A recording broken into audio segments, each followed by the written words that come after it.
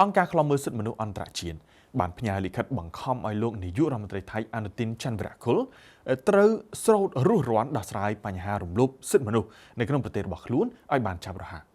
នៅក្នុងលិខិតរៀបរាប់ថាថៃមិនបាន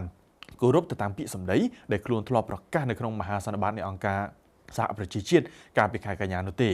ពលប្រទេសនេះនៅតែបន្តបន្តឹងដៃ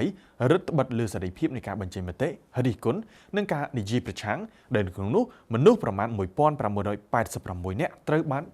តួយ៉ាងមានការគំរាមកំហែងជាច្រើនប្រឆាំងទៅនឹងសកម្មជនរហូតដល់ឈានដល់ការសម្លុតគំរាមសម្លាប់លើសមាជិកព្រឹទ្ធសភាលោកស្រីអង្គខាណានីឡាផាជិតផងដែរតាក់ទងទៅនឹងពាក្យសម្ដីរិះគន់លើរដ្ឋាភិបាលរបស់លោកអនុទិនចាប់តាំងពីឆ្នាំ2001មកអ្នកការពារសិទ្ធិមនុស្សនិងសកម្មជនសង្គមស៊ីវិលជាង20នាក់ត្រូវបានសម្លាប់អង្គការឃ្លាំមើលសិទ្ធិមនុស្សចាត់ទុកថានេះគឺជាសកម្មភាពរំលោភសិទ្ធិមនុស្សធ្ងន់ធ្ងរបើតាមលិខិតដដែលអង្គការឃ្លាំមើលសិទ្ធិមនុស្សក៏លើកឡើងអំពីច្បាប់ប្រមាថព្រះមហាក្សត្រដែលត្រូវជាប់ពន្ធនាគាររយៈពេល15ឆ្នាំផងដែរបន្ទាប់ពីមនុស្សយ៉ាងហោចណាស់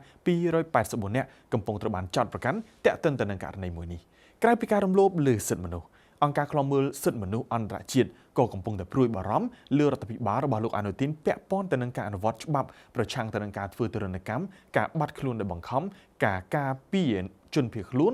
អ្នកស្វែងរកសិទ្ធិជ្រកកោនការបង្ក្រាបផ្នែកនយោបាយឆ្នាំ2010ដែលបណ្ដាលឲ្យមនុស្សជិត100នាក់បានស្លាប់បាត់បង់ជីវិតរួមទាំងការរំលោភសិទ្ធិនៅភាគខាងត្បូងនៃប្រទេសផងដែរ